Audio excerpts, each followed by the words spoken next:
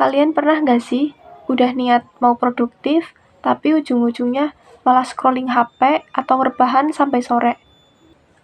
Dan inilah yang aku rasakan akhir-akhir ini.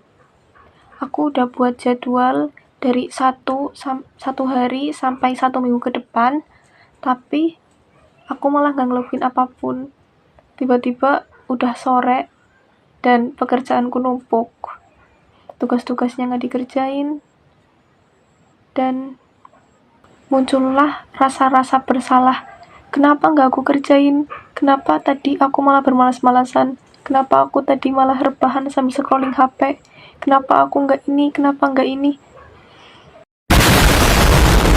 Dan setelah aku pikir-pikir kembali, ternyata rasa malas ini muncul bukan karena aku nggak mau ngerjain, tapi ada faktor-faktor lain seperti tugasnya itu kelihatan berat banget, terus juga banyak distraksi kayak HP, sosial media, terus juga kurangnya tujuan yang jelas.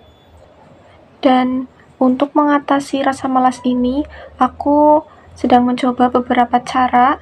Yang pertama itu menemukan penyebabnya terlebih dahulu. Sebelum kita mau mengatasi rasa malas, kita itu harus tahu rasa malas yang kita rasakan itu penyebabnya dari apa. Apakah karena tugasnya terlalu sulit, atau karena tujuannya yang kurang jelas, atau kurang motivasi, atau mungkin karena diri kita sedang merasa capek.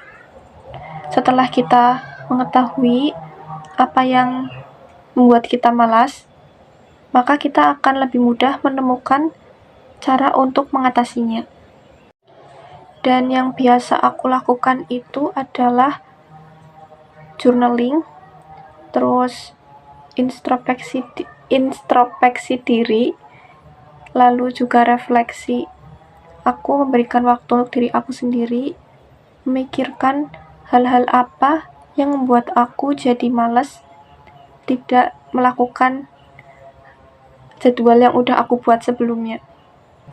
Kedua, setelah aku menemukan penyebabnya, aku membuat jadwal aktivitas sesuai dengan prioritas yang mau aku capai dalam satu hari atau 1 minggu ke depan. Contohnya di hari ini, setelah selesai aku beres-beres rumah, masak, sarapan, dan lain-lain, itu sekitar jam 9. Setelah itu aku istirahat sebentar, dan jadwalku itu di jam 10 sampai jam 11 adalah belajar bahasa Inggris. Dalam membuat jadwal ini, aku juga mengasih ruang untuk diri aku sendiri agar tidak jenuh. Karena jika tugas atau pekerjaan yang kita buat terlalu padat atau terlalu sulit, maka rasa malas itu akan semakin bertambah dan ujung-ujungnya aku jadi malas lagi. Nah, yang ketiga ini, tadi kan udah bikin jadwal. Nah, aku pakai timer, kayak aku baca jadwal nih, jam 10 sampai jam 11 aku harus les bahasa Inggris, aku harus belajar bahasa Inggris. Tapi aku ngerasa, aduh males, aku nggak mood, aku males buka laptop, mending aku buka HP. Itu nggak boleh kayak gitu ya. Jadi aku kasih waktu ke diri aku sendiri, kayak aku paksa diri aku untuk tetap produktif, kayak nggak apa-apa deh buka laptop 5 menit dulu atau 3 menit dulu, nanti juga mood itu akan datang sendiri, dan nanti rasa malas itu juga akan hilang dengan sendirinya. Dan yang keempat itu adalah menghilangkan distraksi, lalu memunculkan hal-hal yang membuat kamu semangat. Aku sedikit bingung gimana cara jelasinnya, tapi ini ada di salah satu kaidah, yaitu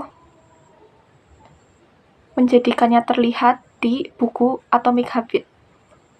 Jadi intinya itu aku menghilangkan semua distraksi-distraksi seperti menaruh HP di lemari atau mematikan notifikasi yang bisa mengganggu produktivitasku dalam sehari-hari. Dan yang kelima, yang terakhir adalah mengingat kembali kenapa harus dilakukan, kenapa harus dikerjakan. Ingat kembali alasan-alasan kenapa kita harus melakukan ini.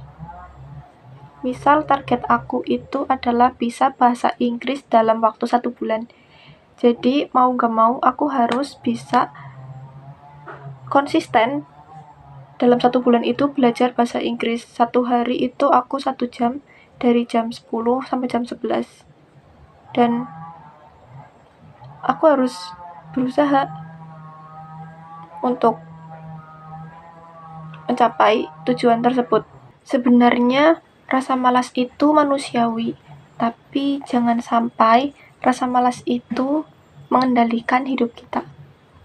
Kita harus tetap berusaha untuk produktif, menjalani hari agar lebih berguna. Dan mood itu bukan ditunggu, tapi diciptakan. Dan aku ingat kata-kata dari Buya Hamka di buku aku ini.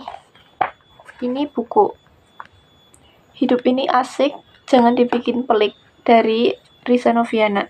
Ini aku beli kawan ya, udah lumayan lama sih. Jadi gini, Buya Hamka pernah mengatakan salah satu pengkerdilan terkejam dalam hidup adalah membiarkan pikiran yang cemerlang menjadi budak bagi tubuh yang malas, yang mendahulukan istirahat sebelum lelah. Dan dari kalimat itu, aku belajar bahwa rasa malas bisa menghambat kita untuk tumbuh. Ide-ide, terus juga kemampuan kita tidak akan bisa berkembang kalau kita memilih untuk istirahat atau bermalas-malasan sebelum kita berusaha. Jadi, ya, jangan sampai rasa malas mengalahkan kita. Kita tetap harus berusaha berkembang dan produktif. Sekian video dari aku. Terima kasih sudah menonton sampai akhir dan semangat. Semoga kita semua bisa menjadi versi terbaik dari diri kita masing-masing.